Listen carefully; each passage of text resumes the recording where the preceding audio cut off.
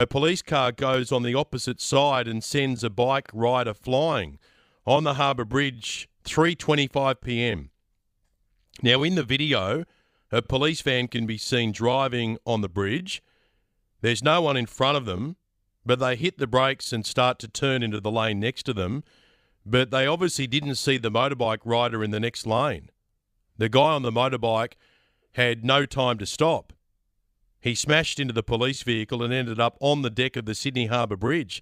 And it's a miracle that there wasn't another car that cleaned him up.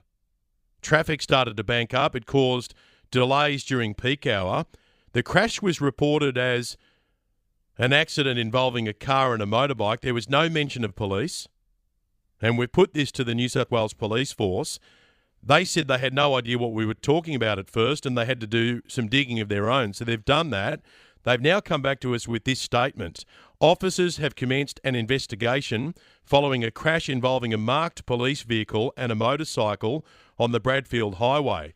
About 3:25 p.m, police were responding to a person's injured crash on the Sydney Harbour Bridge when they became involved in a crash with a motorcyclist travelling northbound on the Bradfield Highway. The rider of a black Yamaha motorcycle, a 54-year-old man, was treated at the scene by ambulance paramedics before he was taken to Royal North Shore Hospital for treatment on a leg injury. No police officers were injured. Investigations continue. The footage is up on 2gb.com right now, and you can see it for yourself. And look, we reckon the police car was indicating. We can't be sure about that. I see a little flash. And others on my team have seen a little flash as well. It's all over in an instant, so it's hard to tell. I reckon they had the indicator on. That's my view, although others who've watched it say they can't see the indicator. But I'm going to go with the proposition that the indicator was on, but it moved so suddenly into the other lane, there wasn't time for the bike rider to respond. I mean, you're travelling at a decent speed across the Sydney Harbour Bridge.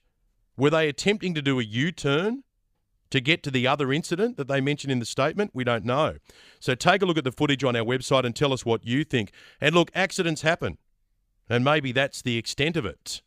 For more of The Ben Fordham Show, watch live weekdays 5:30 till 9 a.m. on 2gb.com.